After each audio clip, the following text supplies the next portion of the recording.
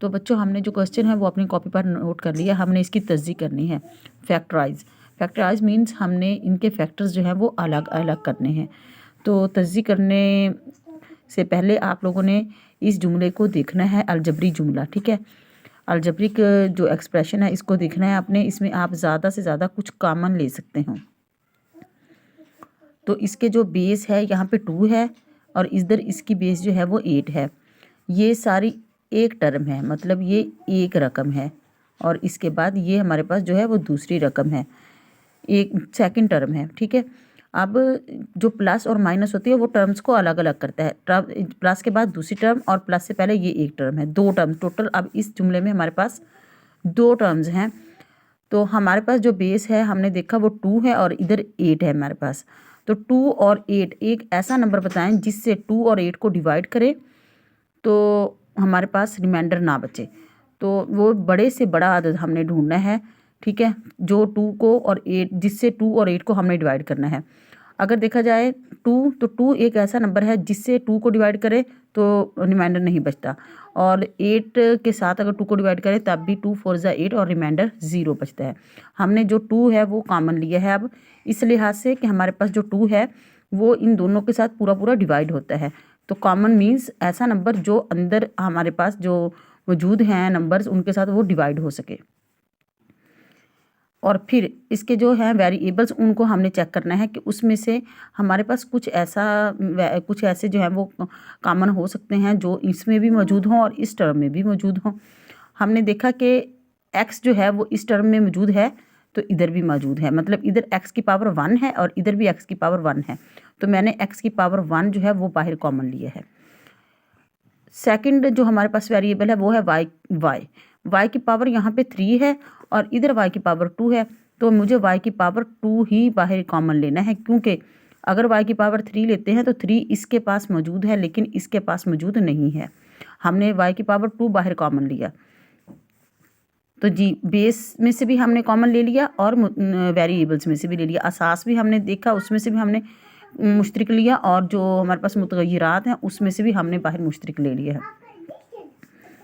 अब ये वाला जो हमारे पास ये एक पूरा है, एक टर्म है हमारे पास, तो हमने इसके साथ जो अपना कॉमन लिया है और देखना है कि उसके अलावा हमारे पास क्या बचता है। इसके अलावा हमारे पास x की पावर 2 है प्लस 5 है। तो ये देखें ये इस टर्म में भी है और इस रकम में भी मौजूद है। तो हमने x की पावर 2 प्लस 5 ये पूरा हमने इसके साथ कॉमन ले लिया, मतलब इस पूरे में से हम ये कॉमन लेंगे और इस पूरे में से भी हम ये कॉमन लेंगे, जो बाकी बचेगा वो हम ब्रैकेट्स में लिख देंगे। तो अब जी आगे चलें। अब हमारा जो है क्वेश्चन, हमने जब इसमें से ये कॉमन लिया तो कॉमन मीन्स हमने इसके साथ इसको डिवाइड करना है। तो चले हम डिवाइड का तरीका भी देखते हैं कैसे हमने डिवाइड करना है। हमने डिवाइड कैसे करना है, इसको ऊपर लिखेंगे जो हमारे पास मौजूद है 2x y की पावर 3 और इंटू x की पावर 2 प्लस 5, ठीक है। ये हमारे पास ये पूरा जो हमारे पास पहली टर्म है ये हमने अपनी लिख ली। और इसके बाद जो हमने कॉमन लिया है वो इसके नीचे हम इस तरीके से लिखेंगे 2x y की पावर 2।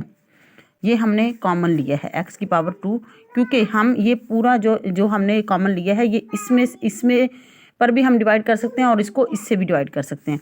तो ये देखें हमने ये पूरा इसके साथ कट गया, 2 से 2 कट गया और x से x कट गया, ठीक है।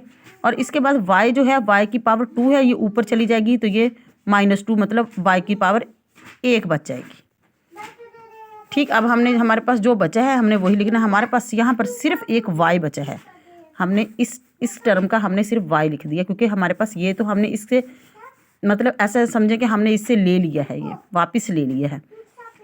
अगर यहाँ पर आते हैं तो इसकी बात हम करते हैं। हमने लिखा ये सिर्फ आपका रफ काम है बच्चों, ये आपने क्वेश्चन में नहीं करना, ये सिर्फ मैंने आपको समझाया है। तो इसी तरीके से अगर हम दूसरी टर्म है हमारी जो 8x y की पावर 2 इंटू x की पावर 2 प्लस 5, और हमारे पास जो कॉमन लिया है वो हम इसके नीचे लिखेंगे और इससे डिवाइड करेंगे।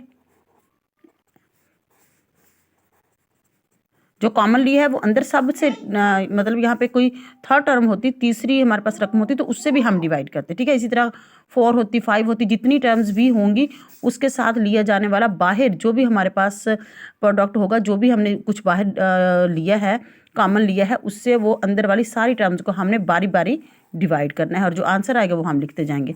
ये डिवाइड कर दिया, इससे कट गया। इसके बाद एक्स से एक्स कट गया, वाई की पावर 2 से ये पूरा पूरा 2 कट गया। हमारे पास यहाँ पर सिर्फ अब जो हैं वो नंबर बचे हैं, फिक्स नंबर जो हैं, मुतग़य्यरात हमारे सारे इससे डिवाइड हो गए हैं। 2 1 2 और 2 4 8, सिर्फ हमारे पास 4 बचा है, तो हम अपना ये 4 यहाँ पे लिखेंगे।